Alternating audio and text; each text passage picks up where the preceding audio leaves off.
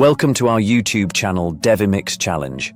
We invite you to dive into a mysterious world where each riddle is a journey through a story that hides clues. The story begins here and now. In a small coastal town, a complex legal conflict unfolded involving several characters with diverse motivations. The story begins with Emily, a dynamic young entrepreneur who had recently launched a business distributing artisanal products. To expand her market, she had entered into an agreement with Mark, an experienced intermediary, to promote and sell her products in various regions. Mark, on his part, had close relationships with several local merchants and saw this collaboration as an opportunity to strengthen his network. However, tensions arose from the start. Emily had specific expectations about how her products should be presented and sold, while Mark, used to a certain level of autonomy, felt constrained by these strict directives. One day, during a meeting with a potential client, Mark took the initiative to negotiate terms that had not been approved by Emily. This decision sparked a dispute between them, with Emily accusing Mark of overstepping his bounds. Mark defended himself, claiming he was acting in the best interest of the business, aiming to maximize sales. "Mark, why did you propose these terms without consulting me?" Emily asked. "I thought it was the best option for us." "The client seemed interested in these terms," Mark replied, "but you know that every decision must be validated by me." "It's my business after all," Emily retorted.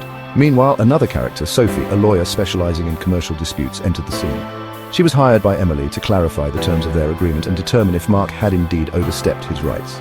Sophie, upon examining the documents, noticed ambiguities in the clauses, further complicating the situation. "Emily, some clauses in your agreement are quite vague." "This could work in Mark's favor," Sophie observed. "I just want to make sure everything is clear and that Mark respects the agreed terms," Emily responded. Over time, other elements were added to the case. A former partner of Mark, Julian, surfaced, claiming that Mark had used similar strategies in the past, often skirting the edge of legality.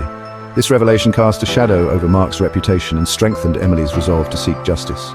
"Mark has always been a bit too bold in his negotiations. He likes to take shortcuts," Julian declared. "That explains a lot." "Thank you for the information, Julian," Emily replied. Discussions between Emily and Sophie revealed crucial details. For example, during a conversation, Emily expressed her frustrations.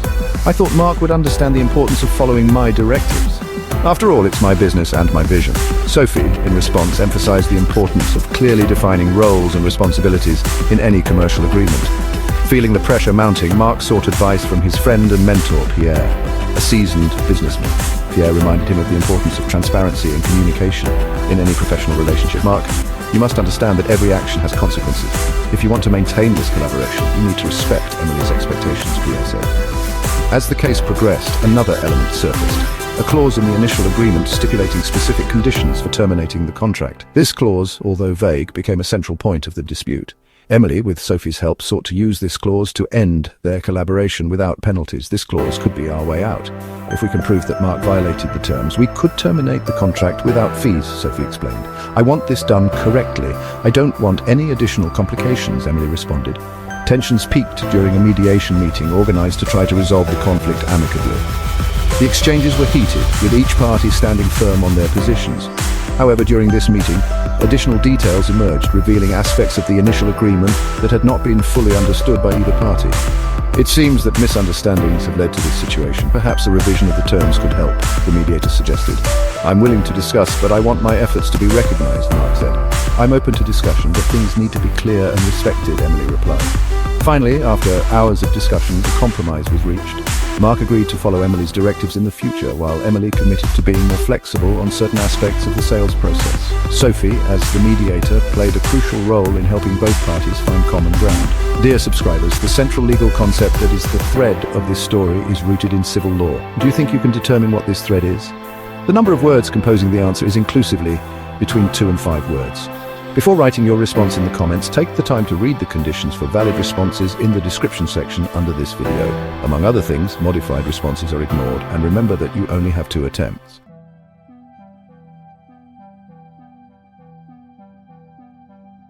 Dear subscribers, do you have an idea of the answer?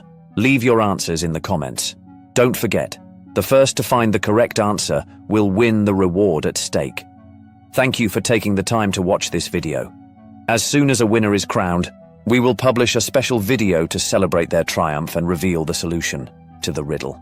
So, stay tuned to not miss anything. Don't forget to show your support by liking and commenting on our videos. Subscribe to be among the first to discover our new challenges, and most importantly, share our videos to help our community grow. We look forward to seeing you very soon for more captivating riddles.